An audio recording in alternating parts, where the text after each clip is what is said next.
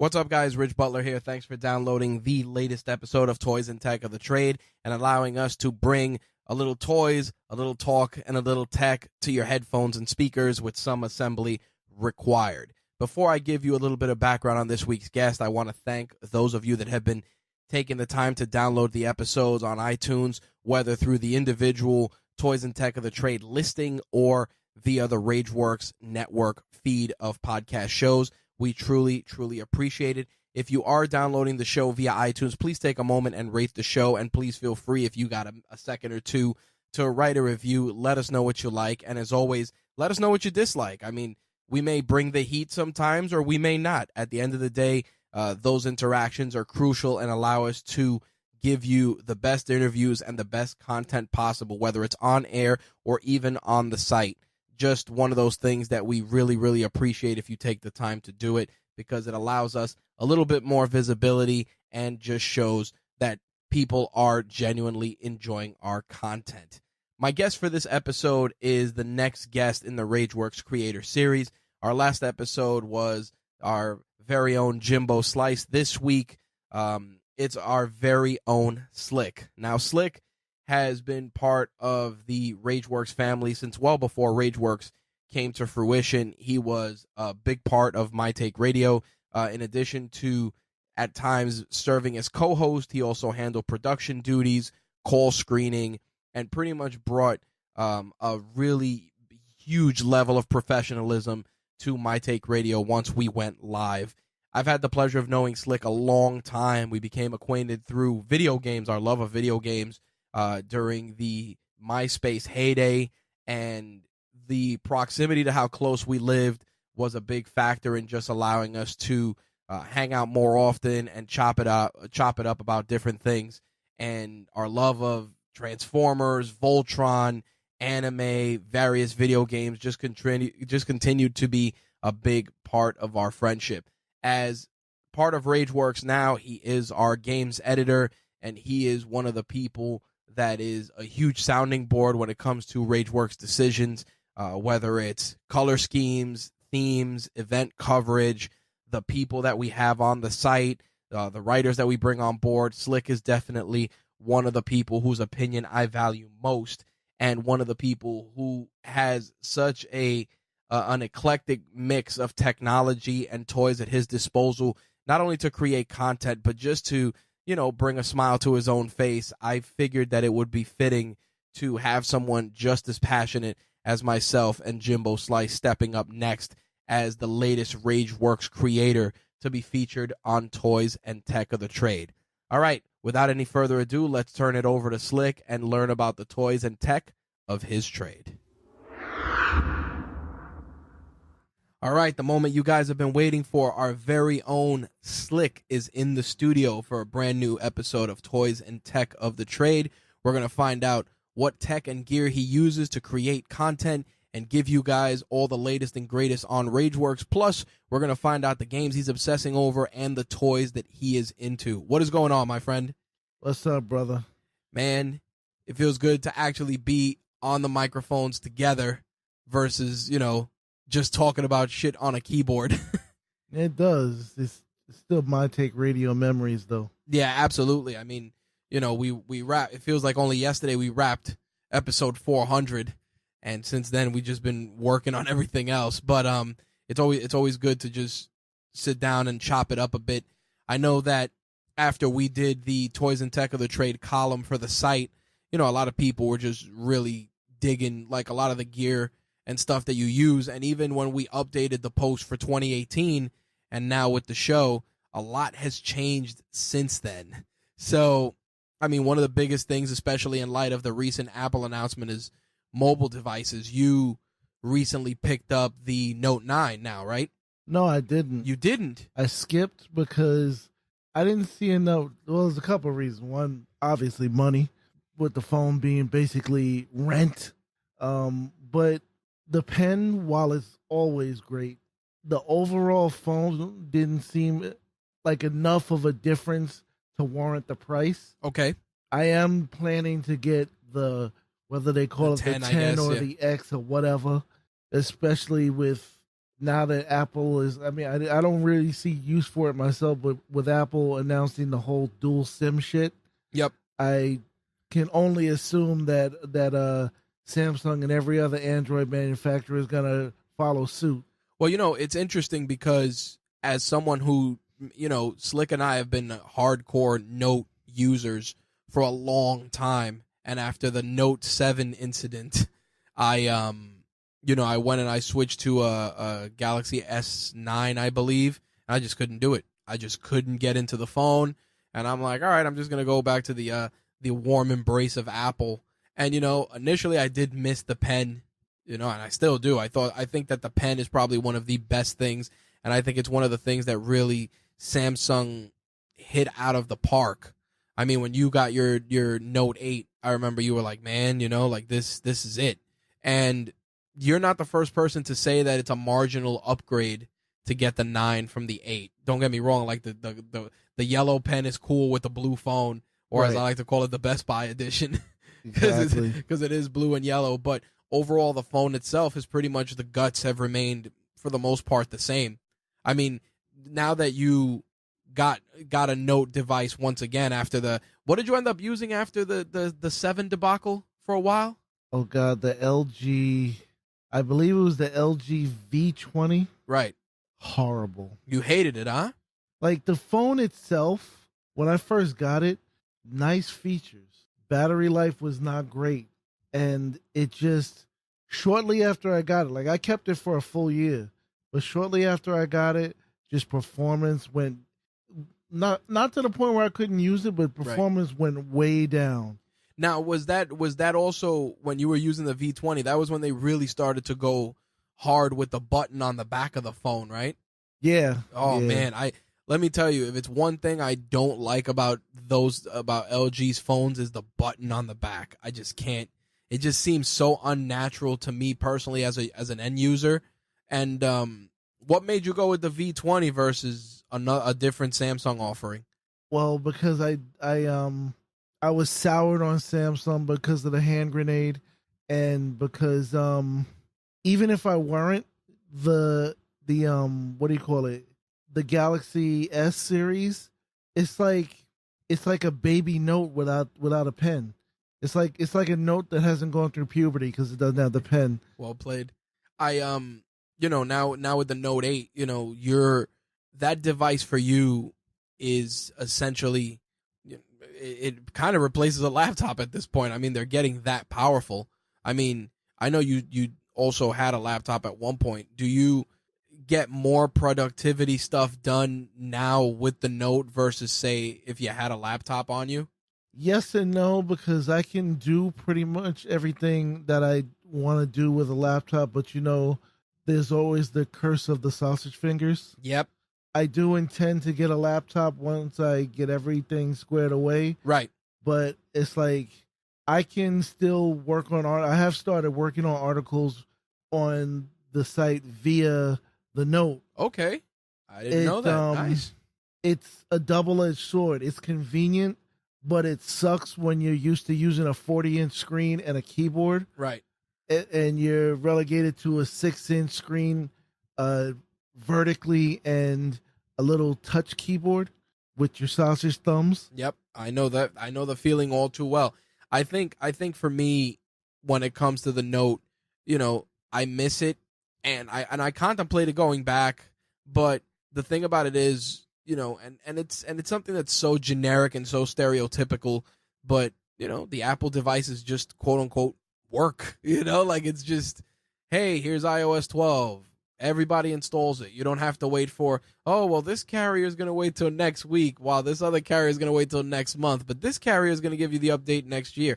Like, I think that's one of the biggest hurdles with Android. If you don't have a pure Android device, it's that, because sometimes those updates are incredibly important. I remember what was it? Not the Note 7, but the Note prior. There was some big update that Samsung had put out, and everybody was at the mercy of the carrier to get the update, and it was incredibly disheartening, especially because if I remember correctly, that update was supposed to give us a bunch of new features and also allow the improve the battery life at the time. And I think that when it's updates like that, the fact that it still has to go through carrier approval is a pain in the ass. I remember vaguely what you're referring to, and I think I got it quickly, but you're right about it being a pain in the ass, especially at that time. I believe I was still messing with Pokemon Go. Yep. And it's like that was like the major resource drain on the phone. And Absolutely. I'm sure for the people that still play it, no matter whether they have Android or iOS, that is the main resource drain on their phone, unless they play like, some kind of crazy RPG on their phone or something. Well, while we're on the subject of Pokemon Go, it takes me into the next thing. Clearly you really, as a gamer, you've embraced mobile gaming pretty steadily. I mean, you've always been a big Nintendo DS supporter, but you've been also doing more mobile gaming. What are you playing on your mobile device now? Honestly, on my mobile device, I really only play simple games right now because my work day is long. It's on the short end. It's 11 hours because of the combined commute and work day. And if there's overtime in there, it goes up, exponentially. So the Note 8, the battery is great. I can, if I leave my house at, let's say, anywhere between 6 to 8 in the morning with a full charge, I can come home at like 10 o'clock at night, and depending on how I've used it, have anywhere from 50 to 20% remaining. Wow. So the charge is excellent, and I have options to charge it because obviously there's a bunch of plugs at work, plus you can use the wireless charging, all that stuff. But I can go a full day without charging it, and it'll probably be on life support, but it'll still be running. Well, for your commute, then, with the simple games you're playing, what's on the rotation? Right now, it's like this is primarily this word game I play called Words Up. I got Mario Run. I skipped through my PlayStation app because during the day sometimes I'll get a PR from whatever company say, hey, review this game. So I got to put that in, and I put it in through the phone so that it starts downloading, because if my PS4 is on rest mode, it'll start right away. Nice. There's the Family Guy, another freaking mobile game, which is the actual title of the game. Is that the RPG style game? No, that's the Family Guy basically did horrible things to Candy Crush. Oh, okay. And then there's Candy Crush. Wow, you're still playing Candy Crush, huh? Occasionally. I prefer the Family Guy game because it's Family Guy. Then there's this game that I have, which I forget the full name of it, but basically you can pick male or female, but you're looking at a plumber's ass and you're throwing coins in the crack. That's pretty funny. That's pretty different. Because I still religiously play GTA Online, I have the iFruit app, which allows you to customize your license plates. Like, if anybody has noticed, like when you see my videos and pictures from GTA, you see like the license plate says things like Black Rage or many various inappropriate things. And that's through the iFruit app. That's actually the only way to customize license plates in a game. Oh, wow. I didn't know that. You mentioned earlier, Pokemon Go. Have you retired Pokemon Go officially? I have officially retired Pokemon Go. Like, I've pissed off some people with my thoughts, so I'll just say to those who are still playing, more power to you. I can't do it anymore. I prefer the quote-unquote real games, which I can only quote-unquote now because Nintendo has actually made a game that pairs with it that's coming out next November. Yep. That's right. Now, it's funny because I still periodically play it, mostly because there's like a Pokestop on the corner of my house, so I can just walk to the corner and just get some stuff. And if I'm going anywhere on mass transit, I'll play, just because if you're on, for instance, the Long Island Railroad here in New York, every station has Pokestops, so I Right. just load up. I just load up on the train there, play a little bit, load up on the train back. Definitely not playing it as hardcore as I was, but it hasn't been deleted off my phone, so I still give it a little play.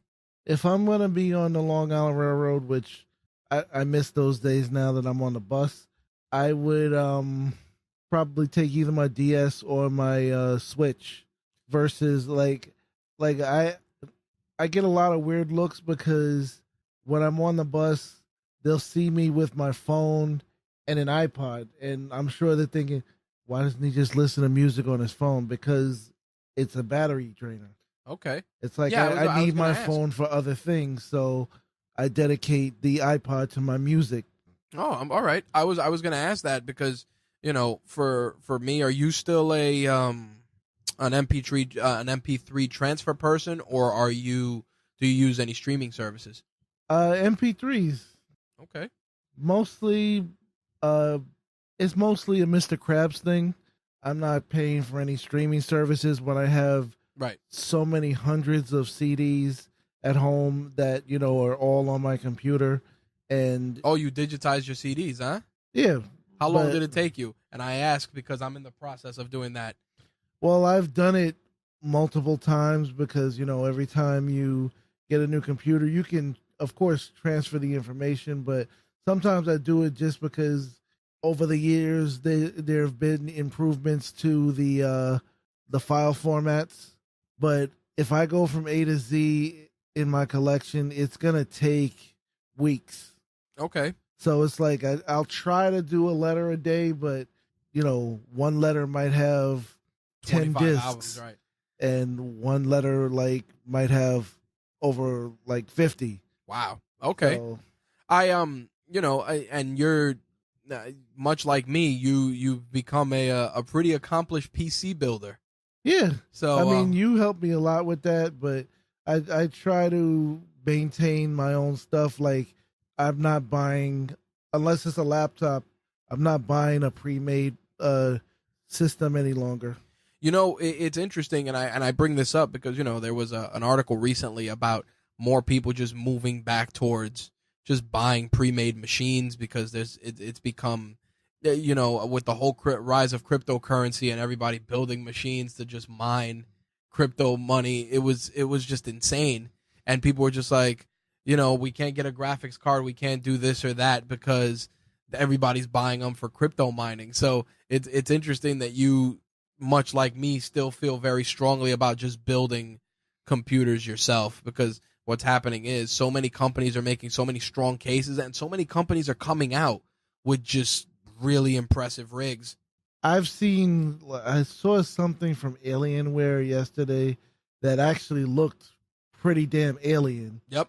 It was like round, sort of, which for a tower looks insane. Yep. But I still would prefer to build my own because you you cut out the bloatware, you get Absolutely. exactly what you want, and it's like if you give yourself a time frame, like if you don't wait till your machine's dead and say it's time for me to build a new machine, and you give yourself a time frame, you're gonna get exactly what you want.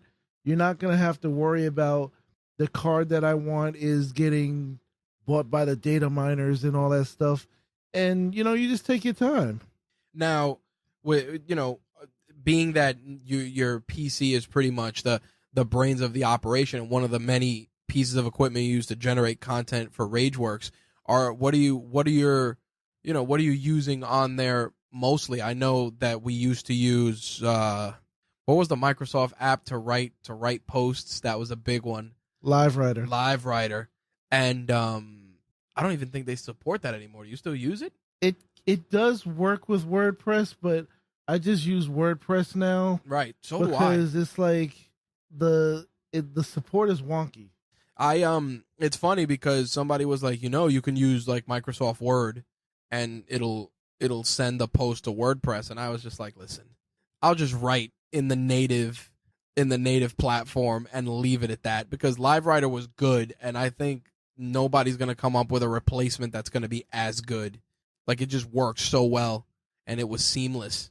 LiveWriter was the only thing that made it worthwhile writing offline, really, and transferring it into WordPress, because it did all that work for you. Oh, yeah. And you didn't have to go into the freaking text code to fix things that look stupid, because pretty much when you paste stuff into WordPress, it maintains like formatting and stuff, even if you tell it not to. Yep. And it just looks awful, and you got to fix it, and it sucks. Are you due to build a new PC soon, or are you still pretty much on the cusp? And I ask because I've been kind of tossing back and forth building one. Obviously, with AMD, we use an AMD system here in the studio. Their Threadripper CPUs are on another level. I would love to build a new machine, just because we've entered like a new era of like graphics cards where they're really going insane with the graphics. I mean, take a game like Final Fantasy 15 that is supporting 8K resolution. I'm like, why, when we don't even have displays that can handle that? But it's like you have graphics cards that are up there with that, graphics cards that cost more than a whole freaking system. And like I said, I would like to. I don't need to right now, but I would like to, just because I get a lot of offers for like Steam stuff, and I pretty much always got to turn it down, one, time, and two, because my computer can handle gaming, but it's like with everything that's going on and my lack of time, it's like it's going to cause more problems than it's going to close more doors than it opens, I feel. Okay. So right now, that PC that I have is more of just a workhorse than a game horse. All right. So, while we're on the subject of PCs, I know we were talking about LiveWriter and some of the other stuff. What are some of your other frequently used programs on the PC? Well, I mean, browsing, at least three, yeah, like three good recommendations that you use day to day. Browsing is Chrome. Video editing is, I'm trying to remember the proper, because it's like the company is Blackmagic Design. Is it Resolve? DaVinci Resolve is the program. And like just for like viewing stuff, I use the VLC. Can't go wrong with the VLC player, my friend. I use VLC on everything as much as humanly possible because it just works. Yeah, it works with pretty much everything. So no Steam for you, huh? I have Steam, but I really don't have. I haven't had a new game on Steam, I don't think, this year. They almost got me with Fire Pro, and then I held out because I heard Fire Pro was coming to consoles. Oh yeah, from the original announcement, they said that it was coming to Steam and PlayStation 4. Yep. And then they added Xbox to that. So it went into Steam Early Access for a full year. Yep. I when I saw it, I was like, wow. And I was upset about that, as was Jay.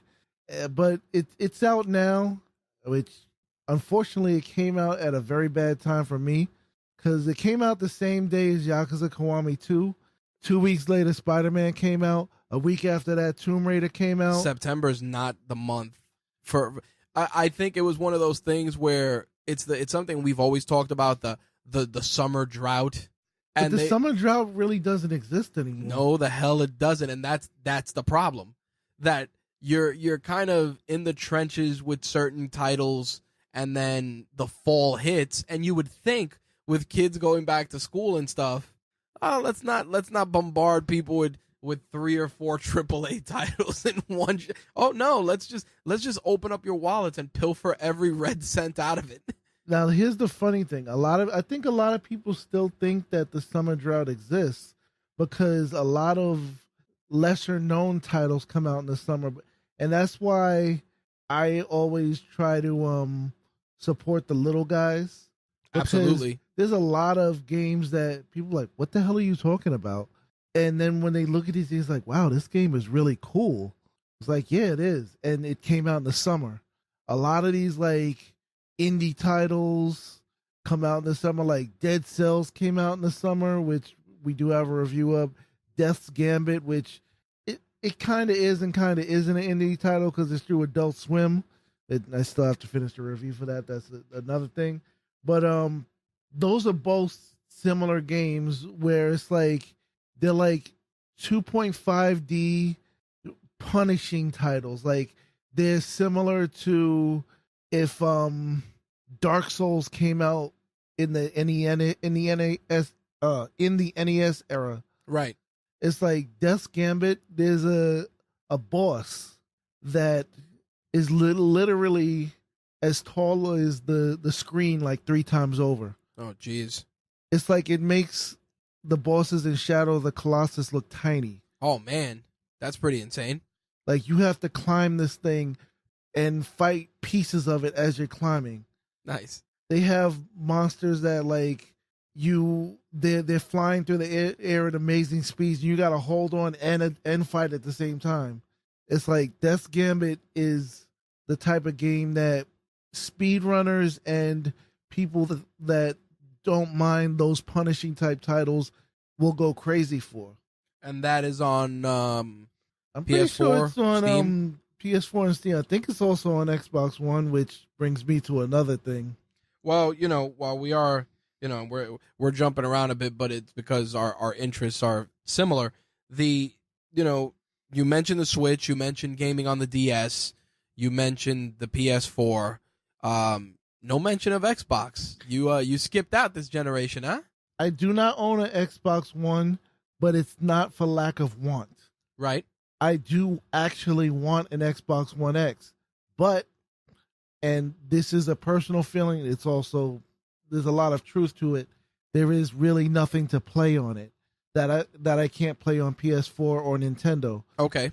And it's funny because a lot of people are making memes right now. There's this one dude, he just made a video of his little entertainment center and he's flipping out. He's like, and it's like a hood dude. So he's like screaming and cursing. He's like, yo, Spider-Man just came out last Friday, my dude. And look what I got. And he's pointing at his Xbox. He's like, why the fuck did I get this?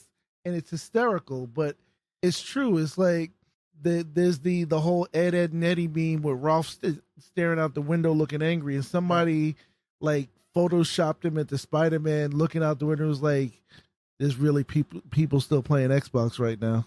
Well, the funny thing about that, and I play across the board, and it's funny that originally it used to be multiplayer games were relegated to my Xbox, single player games were relegated to my PS4. This time around, I keep legacy titles that I started on Xbox, like Assassin's Creed, because all the saves carry over and you get more stuff from all the other old saves that are unlocked in game. So that makes perfect sense. Yeah, so I try to spread the love a little bit, but I think to your point, and it's something that it's dying out, man. Like the console wars aren't really wars anymore. No. And I say this because think about it. Almost every system gets some version of the game excluding exclusives. And I think that's where companies are leveraging all all the consumer buying power. Like PlayStation, most of the people play the bulk of their fighting games on PlayStation. So let's scoop up Capcom to make sure that our games, our fighting games, are PlayStation exclusives. Now, to that end, I still feel that Microsoft kind of tries to hold it down with all the shooters, but you're not a big FPS person anyway. But they really don't. All they do is they try to lock down like DLC, which that's a whole other issue we've touched on many times. Yep. But here's a few facts. The Xbox One X this generation is the single most powerful thing out there. Absolutely. Next to a PC. Nothing touches it in terms of performance and ability. Unfortunately, that means nothing if there's no real incentive to own it. Yep. I think it's funny you mentioned that. I went, I was TV shopping, and I mentioned this to you before we started recording, And they had an Xbox One X being demoed with a Samsung television, an NU8000, and this particular TV, they're really driving home that it has FreeSync and a really impressive gaming mode. And they were they were running, the demo disc, and it was Madden, Halo, and Gears. Think about that. Madden is multi-console. Right. And you just have Halo and Gears to hang your hat on. And it's a Forza. shame. And Forza, but what I'm saying is it's a shame because Sony just goes, well, let's show you what we have. And it's like, do you have 15 minutes? And I think that that's one of the bigger problems. And even look at Nintendo, and it's something we talked about for years. We were like, Nintendo's going to creep up and they're going to encroach on the mobile space. And they did. Because think about it, the Switch now can be considered a mobile gaming device because you could just pop it out of the dock and away you go. And yeah, they did the right thing with the Switch because they knew if they didn't do something that cell phones and tablets were going to take over. And we went from seeing kids with their parents' phones and their tablets to seeing more of them with the Switch. And here's the crazy thing is that the Switch is playing the mobile games as well. Yep. They're playing the mobile games, and as a matter of fact, shortly before we started recording, I was reading that they're releasing NES controllers to use with the Switch for their their virtual console offerings. And I said to myself, listen, that with all the money that was Nintendo made with the classic consoles, if you just release those through the Switch as like part of a subscription service, and just all the original NES titles, you can play them on the Switch for $9 a month or whatever as part of whatever their online system is, Nintendo would still make a killing. Because think about it, the two of the top selling consoles over the course of the summer that went head to head with the PS4 were Nintendo's mini consoles, which is scary. Did you end up buying either one? I didn't because I wasn't able to get the NES, and then I really only wanted Super Mario RPG for the Super one, and I mean I can get that on Virtual Console. Okay. Now, obviously one of the big drivers for some of the content that you create for Rageworks and just the stuff you enjoy is obviously meeting with developers and getting stuff from companies. But outside of that, how do you keep your finger on the pulse of gaming? Like, what websites do you go to, or even just entertainment in general? Do you have a catalog of sites you visit? Are there sites that you still frequent, even though we're content creators ourselves? Honestly, and I got this idea from you. Go ahead. I try to avoid, I don't not go. If I see something that's interesting on like IGN or Kotaku, I will go there and read the article. But in general, I do avoid those sites because it's like they're putting out a lot of the same thing that we are. Yep. And I might get upset sometimes because PR might give them the information earlier. Right. And I don't want to, what's the word I'm looking for? I don't want to say taint, but I don't want to wind up writing the same things that they do. Right. You don't want inadvertent absorption, which we talk about, where you're reading something or you hang around somebody that says a particular phrase, and then you see yourself catch yourself saying the same phrase. Right. Gotcha. But you'd be surprised how much you pick up just looking on regular social media.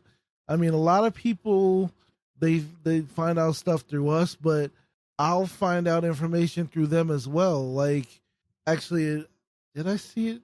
I think I saw it from you first, but the whole early this week, the Samurai Spirits announcement, which from Tokyo Game really Show. Looks like they're just going to remake Samurai Showdown 1, which is Samurai Spirits, but right, which using a Street Fighter style engine, kind of. Right, I'm not against that. Well, we're due. I think that's a title that, if you want to give it a fresh coat of paint, it's not bad. How many years has it been? Think about it. How many years has it been since we had, kind of going off tangent a little bit, but when was the last time we saw like a legit Samurai Showdown title that wasn't that collection that we ran around looking for, remember? I do. But I shit on remakes a lot because it's really all anybody is doing, especially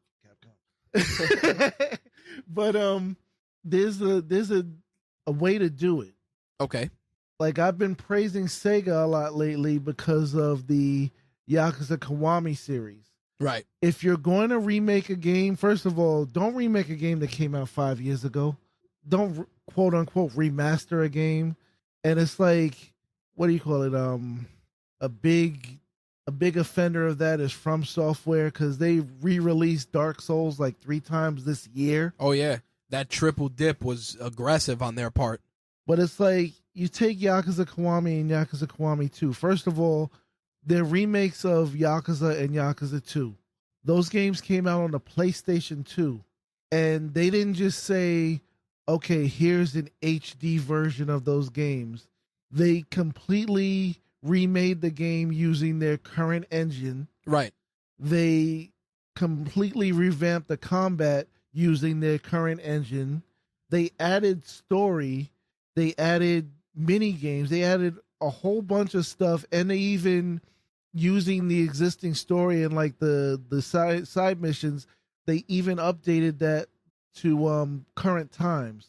Like a lot of it still fits today because the games came out like 2005, 2006, but they updated things to make like certain things more relevant. Right. So they really did that. That's what I can consider truly remastering something. They remade it and remastered it. When you just say, "Oh, here's the game in HD," so what? You know, there's a double-edged sword with that, and it's funny, you know, that we kind of went into the remake talk because a new generation of gamers is, you know, on the horizon. You know, as our people in our demographic have kids and their kids are reaching that age, you know, it's either emulators or trying to find like a great example. If you want to talk to a kid and be like, you know, Sonic the Hedgehog was the pinnacle of gaming, you know, unless you buy like a remastered version of Sonic the Hedgehog or you buy like a collection with it or you buy the original console, it's not like they're cranking out a new Sonic game came out recently, but in terms of just going back to like that golden age, you're kind of stuck in that area. And I think that one of the things that they're preying on is that because every day new kids get into gaming and new adults get into gaming. So they just figure, well, this generation didn't play it. But to your point, there definitely should be a cap. We don't need something from 5 years ago being remastered. You know, on the subject of Capcom, you know, they're releasing that new beat 'em up collection. And I said to myself, all right, you got some good stuff in there. But what about, you know, you did, and this is extremely relevant, why didn't you put like Aliens versus Predator on there? That arcade game that they did. Why didn't you put Saturday Night Slam Masters on there? People would go bananas for that stuff, you know. I think they even did and I streamed it, but I don't remember if it was them.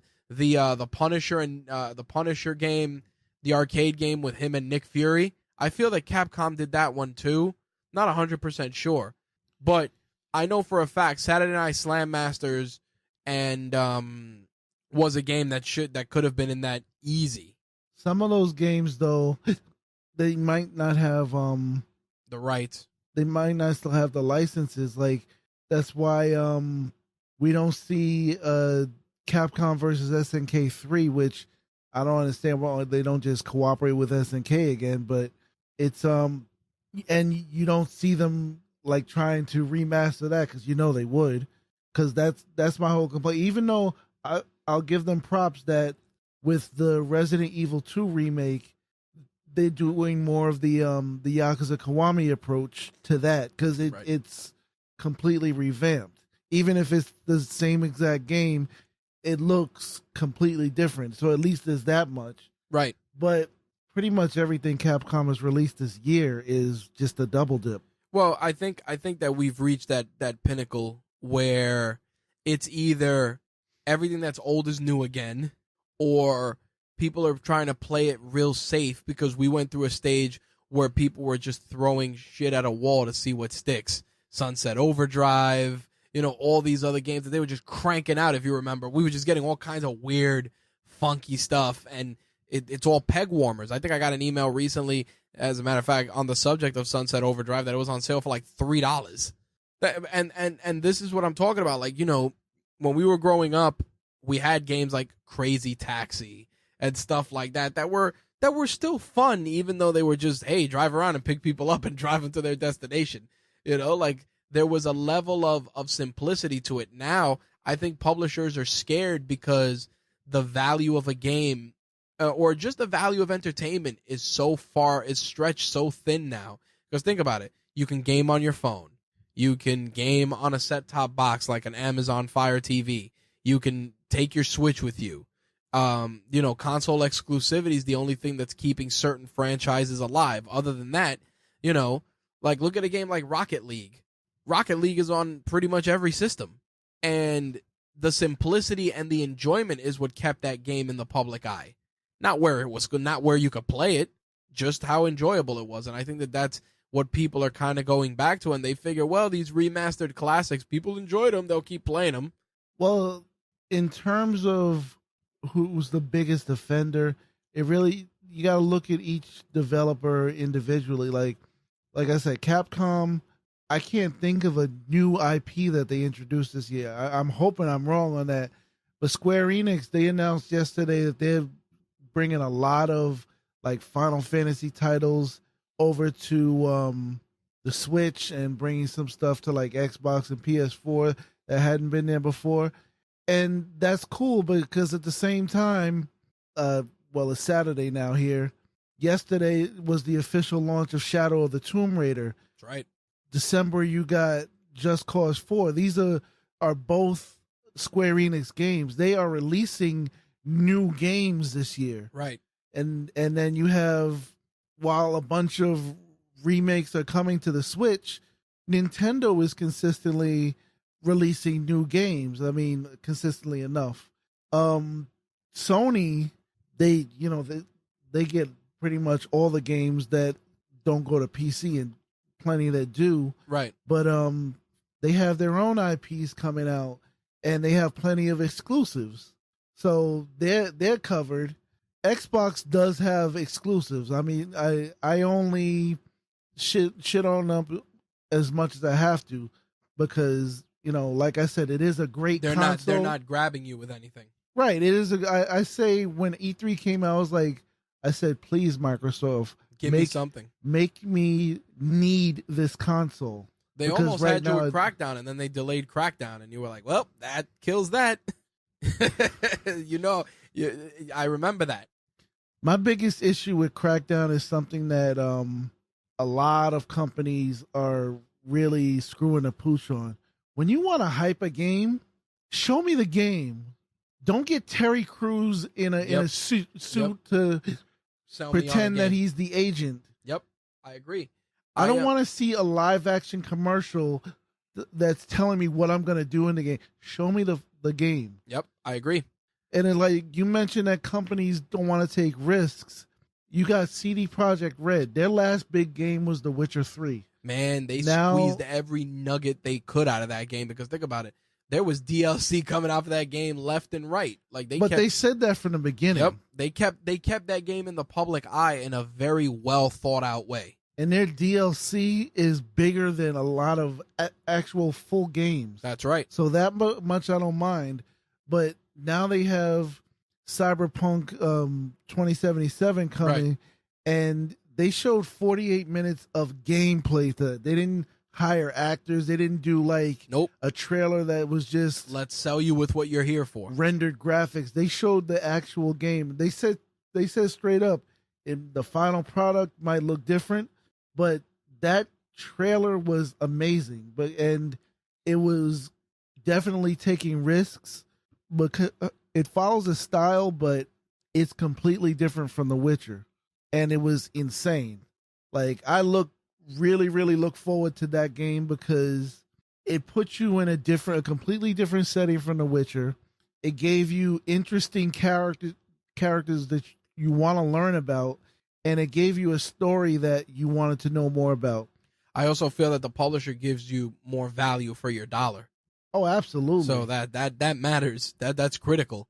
Companies like CD Projekt Red and damn, I'm losing it right now. It'll come back. But the developer of of Dying Light, which was the original developer of Dead Island, which is now also dead.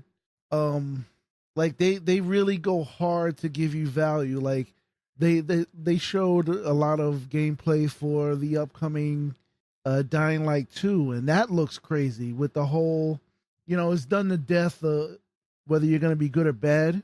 But they really showed the city that you're living in, which I think is still Haran. I didn't really listen well enough, but the way the city develops really depends on what you do, and it's night and day. The city might look green and beautiful, or it might look like even more of a hellhole than when you started. Nice.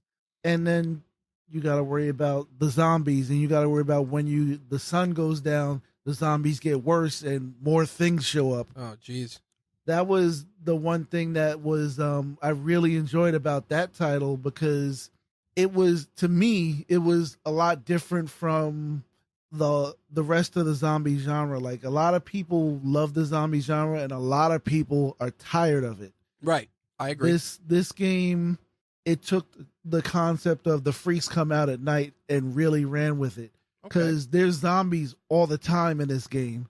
But then at nighttime, this thing called the volatile wakes up. Oh, jeez.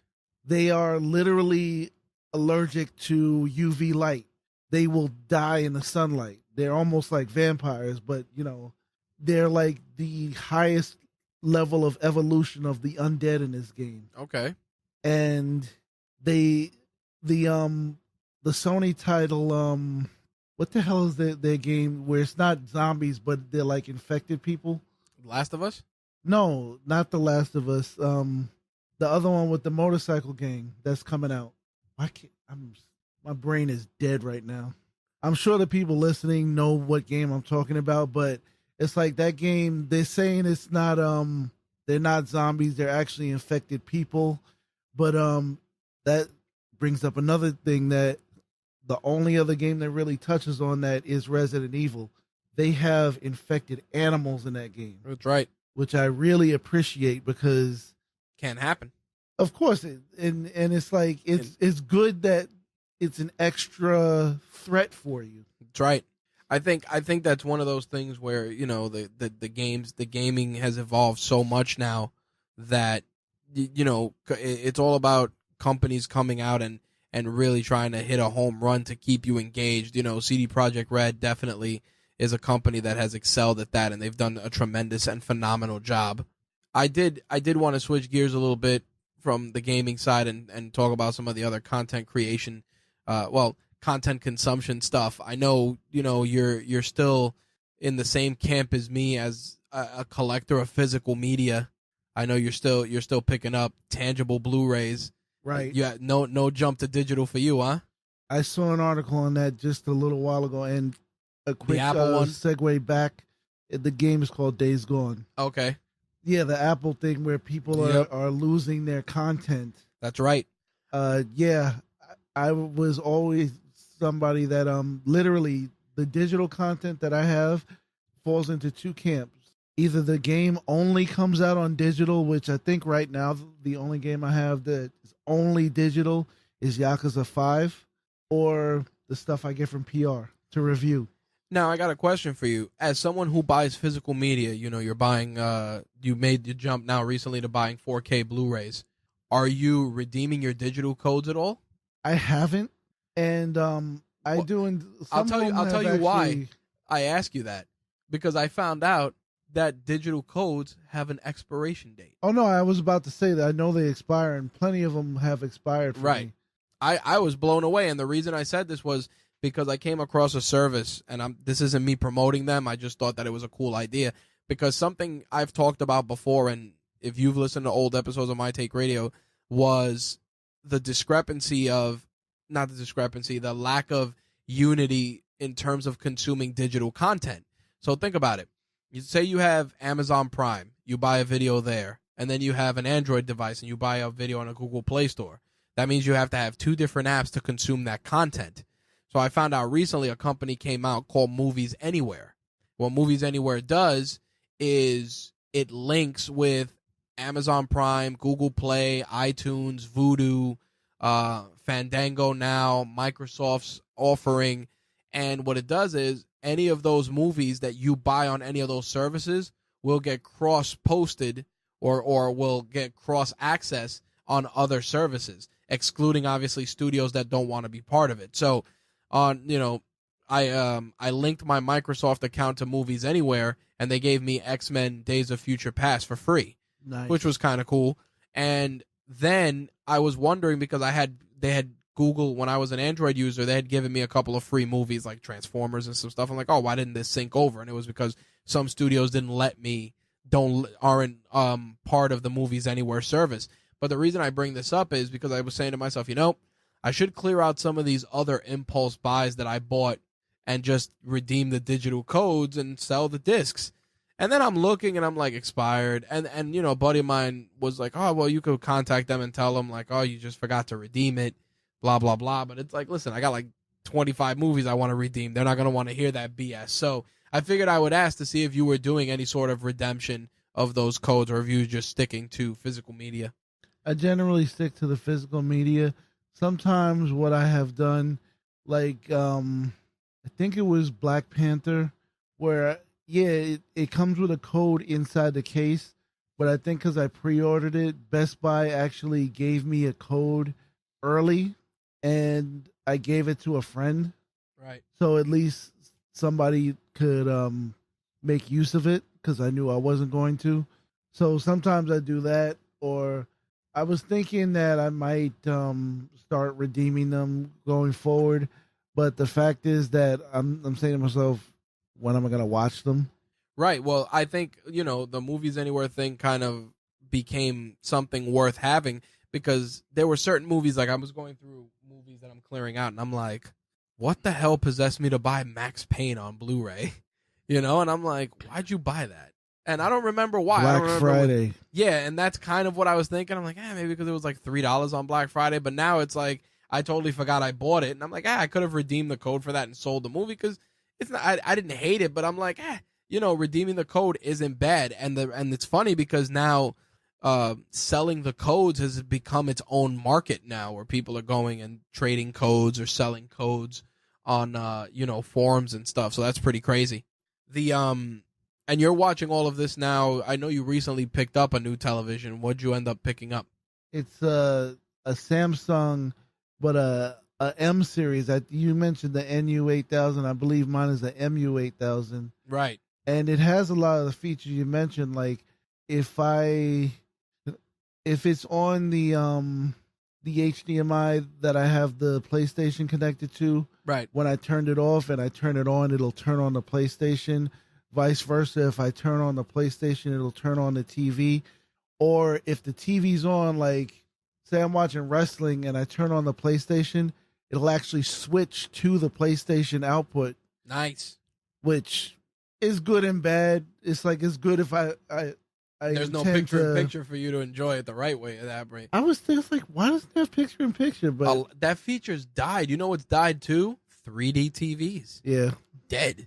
I'm like, I got so many Blu-rays with 3D on them. I guess those are worthless now. I was like, thank God they came with standard as well. Yep. The only movie I have, and they actually corrected it for free, that I bought a 3D movie and it didn't come with a regular Blu-ray, was that Oz movie.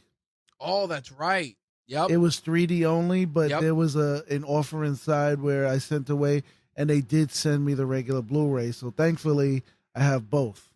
Okay. All right. So, we've broken down some of the stuff. It's funny. I saw on LinkedIn it said, Slick has been working for Rageworks 4 years now.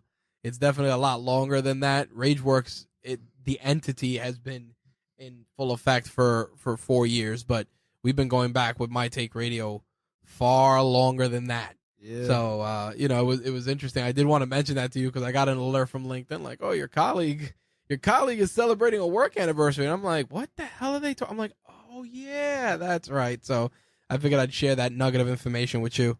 So, we've chopped it up about media and content. I want to get into this little feature of our show, the hot seat. Just going to run down a couple of rapid fire questions, real easy to get a couple of things that our audience, a couple of nuggets of information our audience will appreciate.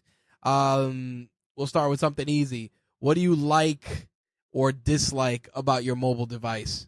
I love the battery life. I love overall what it allows me to do. I love the screen. Obviously, I love the S Pen. That's why I stick with the Note.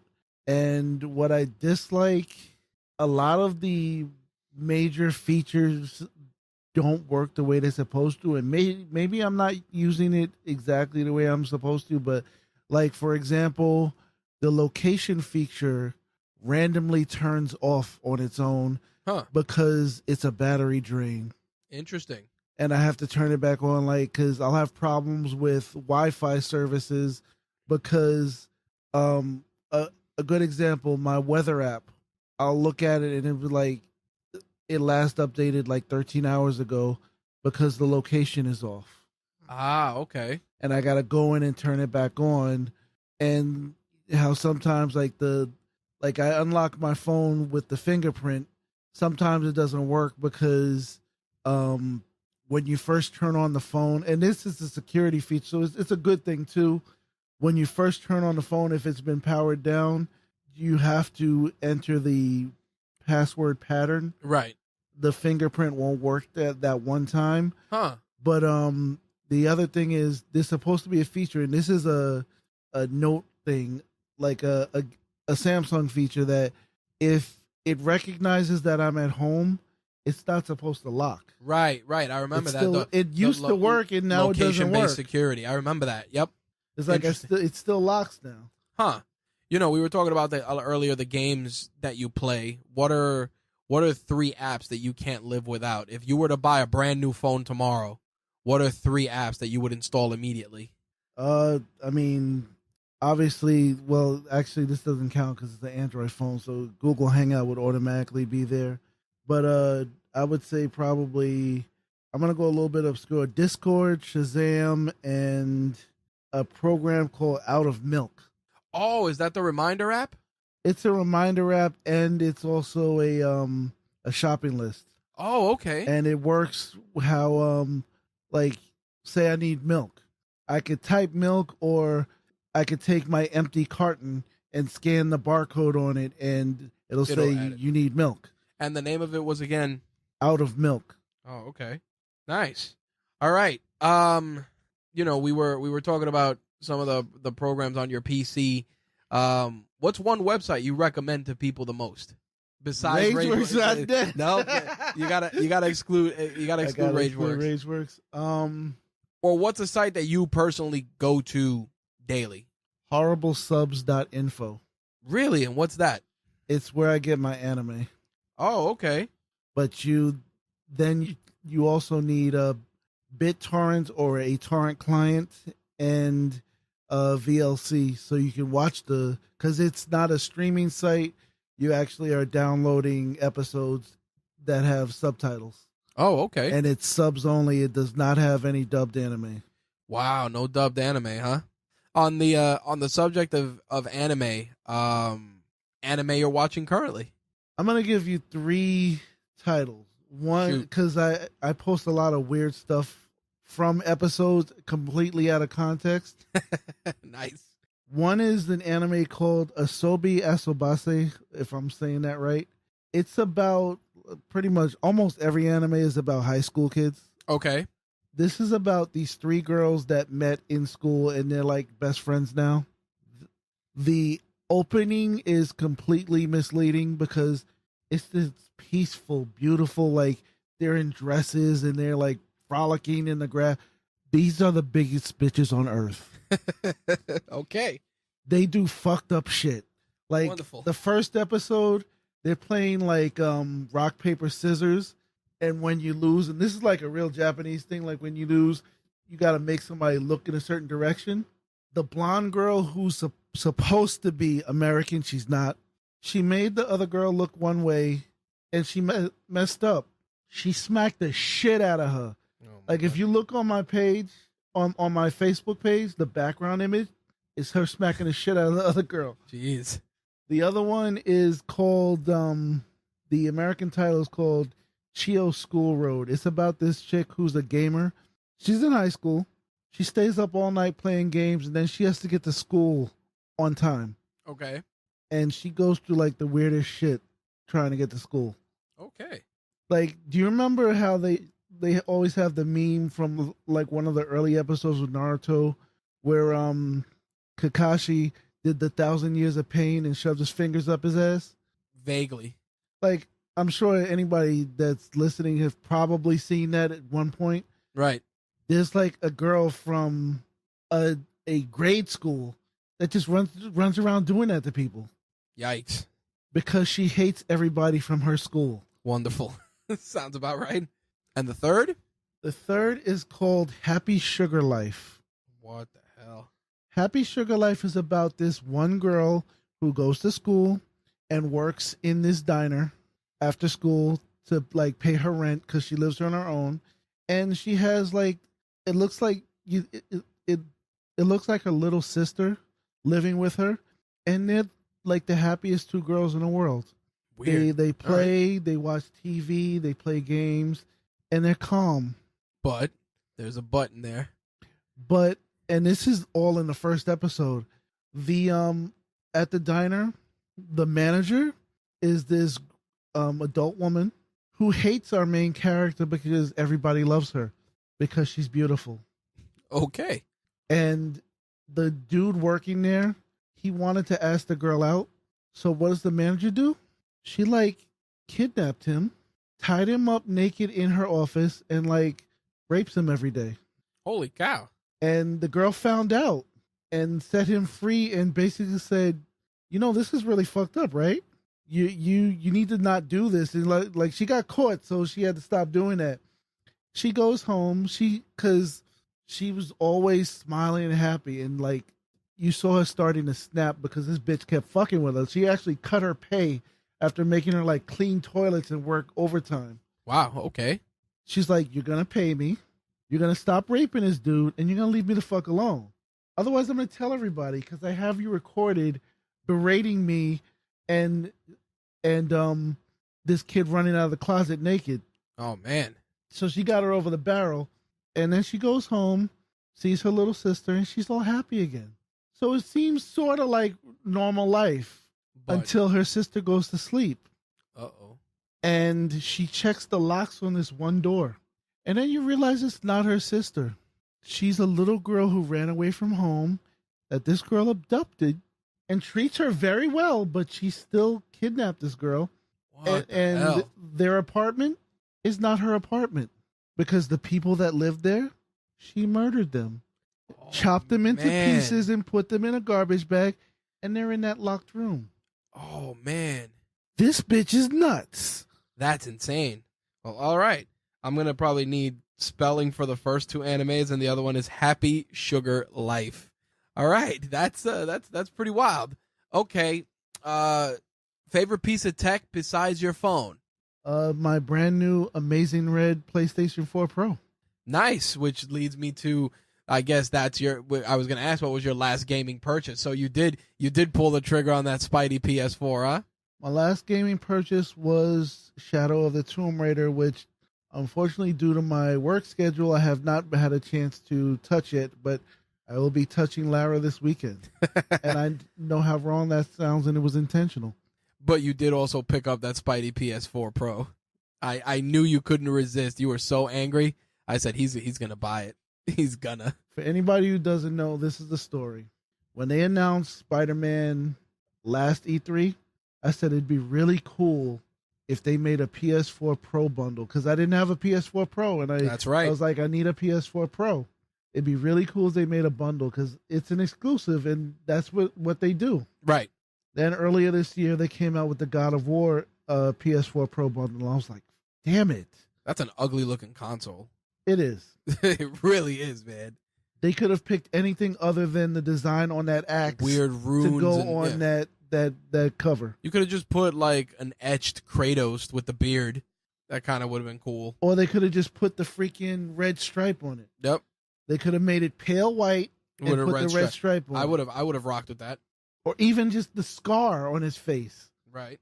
So I was like, damn it, because they per year they'll make at most 2 PS4 bundles. Well, per area. So I was really looking forward to E3 because I knew they were going to show more Spider-Man, and I was hoping they would announce the bundle. E3 comes, E3 goes, No bundle. no bundle. And what's more, I thought they weren't going to do a bundle because during E3 they put the PS4 Pro on sale. It was, instead of $399, it was $350. Yep. So I said, I guess this is it. I gotta buy a PS4 Pro because it's on sale, and between now and September, because I said I gotta have a PS4 Pro by September 7th, which was the launch date of Spider-Man. Right. So I bought that PS4 Pro on sale. I had some coupons and rewards points and stuff. I actually saved a decent amount of money. Out of pocket, I paid $25 for it. Attaboy. And about a month after I got that PS4 Pro, it wasn't even like a video, it was just an announcement. Oh, by the way, look at this shiny new Spider-Man PS4 Pro bundle. And I wanted to break things. Yeah, I know, you were furious. Okay, so what'd you do with your other PS4 Pro then? It's in my bedroom. Oh, okay. And what'd you do with the PS4 that was in your bedroom that was now replaced by the PS4 Pro?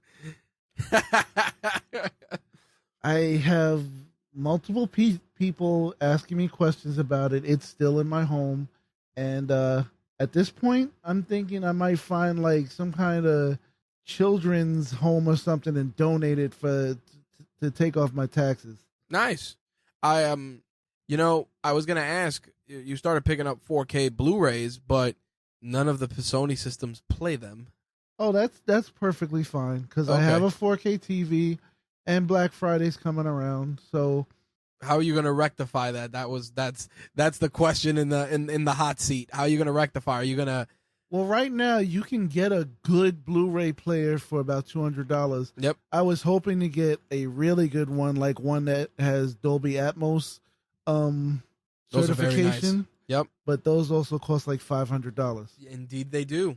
So I'm gonna wait till Black Friday. I'm gonna see what comes around, and before Christmas, I will definitely have a 4K player. Okay, I was curious because you can get a nice cheap Xbox One S that plays the 4K. Just wink, wink, nudge, nudge. Fairly cheap, Yeah, but still more than what it costs to just buy a Blu-ray player. But see, and that actually, I'm just messing with you. No. Going back to your question, that actually was going to be the plan. If Microsoft had sold me on something, I was gonna buy an Xbox One X. Because honestly, and this is for anybody, if you're gonna buy a PS4 or an Xbox, get the Xbox One X or get the PS4 Pro. Yep. Unless you simply can't afford them, because it really doesn't make sense to get the lesser one. Yep. When I was setting up for the studio, I ended up selling my old launch Xbox One, right, to get the S to put in studio, and then I sold the system, and I said, I'll just get the Xbox One X for my bedroom, and that's pretty much how it went. But that was my plan, just to have a system in studio and have a system in my bedroom, and now it doubles as my 4K player, which gets all the updates. But I figured I would ask that only because I know you were making the purchase choices of 4K recently. Right, the Xbox One X was going to be my 4K player, but when it doesn't do anything for me, right, more than play 4K, I'm not spending $500. No, I agree 100%. The next one, what's something that you've bought that's been less than $100 that has made your life either easier or just more enjoyable? Less than $100. Less than $100. Could be anything. We can always circle back if you want to think about it. Actually, I bought, and I don't know if it was this year, but it's recently been getting a lot of burn, which that could be taken as a pun. Not the regular one, but the smaller George Foreman grill. Really? You cracked open and got a Foreman, huh? I've had it for a while, but I had some problems with the outlet in my kitchen, which have recently been rectified. And it's just, especially because of my work schedule, sometimes I come home and I don't want to cook a whole bunch of stuff, and I can just throw something in there and in a couple of minutes it's done. And it gives an oddly, not oddly, but like, I don't know how it's doing it, but it kind of gives a, a little bit of a smoky barbecue flavor to it. Nice. Okay. Not what I expected. Pretty cool. So, we've talked about some tech. We've talked about a lot of games. Let's talk toys. I know you are a hardcore Transformers fan like yours truly. Last Transformers collectible you bought? I think Shockwave. Okay.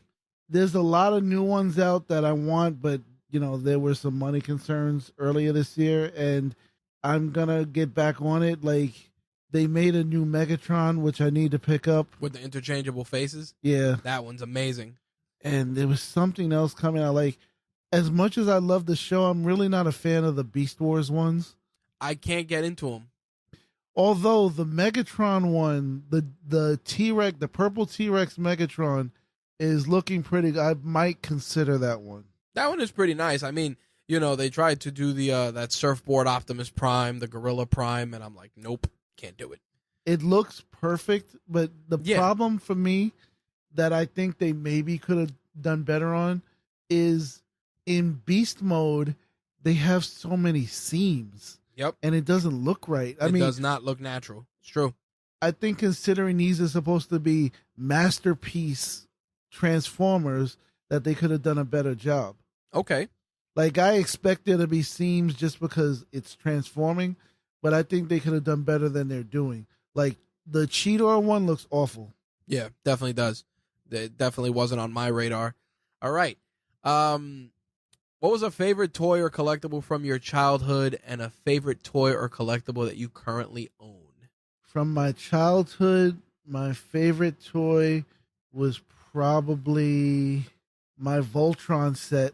I used to watch episodes of Voltron and like form Voltron when they were forming Voltron in the show. Nice. Which was always a pain because that set had like 8 million pieces. Damn all right. The projectiles that they had. Yep. And I probably lost them everywhere. My cat probably ate some. There you go. Today, I actually still have, I'm trying to think of something more current, but I still have my old Fluffy, the Android ape from the Bionic 6. Wow. That's a hell of a toy, man. And I have to dust him off every now and again, but I keep him around. Okay. Nice. All right. So with that, Slick has survived the hot seat for this episode of Toys and Tech of the Trade. If you had your choice of somebody you'd like to see featured on a future episode, who would that be? This is a nice way of paying it forward. I always like to ask. I would say, actually, I'm about to change my Mr. JVB. All right. Yeah. It's funny. JVB, a.k.a. Jose Betancourt, host of Talking About Games, also a great photographer in his own right. We've actually been trying to pin down a date to record, so you will be getting your wish very soon. All right. And last but not least, to wrap things up, where can people connect with you besides, obviously, RageWorks.net? Twitter on... I'm at RW_Slick, or I'm trying to think. Instagram, but I don't know how much. Exactly. I would say just go to the Facebook fan page. Yep. You'll see me post. If you want to connect with me, just click on it, write me a message, say who you are. If I don't already know you, because I get a lot of random requests that I ignore. Oh, yeah. There you go. All right. So there you go. We got to talk toys, we got to talk tech, and we got to find out all the toys and tech that Slick uses for his trade. With that said, Slick, thanks a lot for taking time out of your schedule to sit down and chop it up with us. Always here to lend a hand. All right, folks. With that, we're out of here. Peace. All right, big thanks to Slick for being our latest guest on Toys and Tech of the Trade. To find out more about Slick and keep up with everything that he's doing, make sure to follow him on social media. The links to all his social media accounts will be in the show notes for this episode. As always, you can find Slick's work on RageWorks.net, especially in the gaming section. If you would like to be a guest on a future episode of Toys and Tech of the Trade, feel free to drop me a line either via the contact form on the site or via email, rich@rageworks.net. If you have any feedback on this episode or any others, you can also email me, rich@rageworks.net, and share your thoughts there. As for Rageworks, you can find us on YouTube, Twitter, Instagram, and Facebook. If you're on YouTube, hit us with a nice subscription. We'd really appreciate it, and you can watch a video version of this episode there as well. Join us in 2 weeks as Slick's wish gets granted, and our next featured guest will be a friend of Rageworks and sometimes a contributor to the site as well, the one and only JVB Jose Betancourt. I am Rich. Thank you guys for checking out this episode of Toys and Tech of the Trade, and we'll see you next time. Peace.